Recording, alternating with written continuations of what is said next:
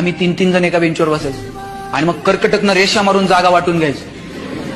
तुझा हात इकडे का आला, तुझं दप्तर तिकडे काय गेलं. शेवटच्या दिवशी मला माझ्या बाईंनी उभं केलं आणि म्हटल्या, राजा बेंच इथंच राहणार आहे, तुला फक्त वर्ग सोडून जायचं. वाक्य छोटं होतं पण आयुष्यभर मनावर कोरलं गेलं. बेंच इथंच 4 जानेवारी 2026 रोजी आपल्या विद्यालयातील म्हणजे जवाहर माध्यमिक आणि उच्च माध्यमिक विद्यालय चांदा येथील माजी विद्यार्थ्यांचा स्नेह मेळावा आयोजित करण्यात आलेला आहे. तेव्हा या स्नेह मेळाव्यासाठी सर्व माजी विद्यार्थ्यांना मी आनंदाने विनंती करते की त्या स्नेह मेळाव्याला 4 जानेवारी 2026 रोजी उपस्थित राहायचे.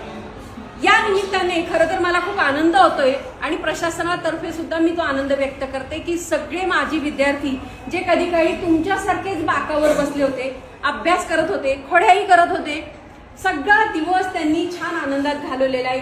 आम्हालाही आनंद मिळालेला आहे शिकवताना, तुमच्या सोबत आनंदाने अध्ययन करताना सुद्धा. तेव्हा हाच एक स्नेहबंध जुन्या आठवणींना चांगला सुवर्ण उजाळा देण्याचं काम आणि संधी या निमित्ताने प्रशासनाने आपल्याला दिलेली आहे. या दिवशी तुम्ही सगळ्या माजी विद्यार्थ्यांना विनंती करा, आमंत्रित करा तुमच्या परिसरातले की या स्नेहमेळ्याला आनंदाने उपस्थित राहा.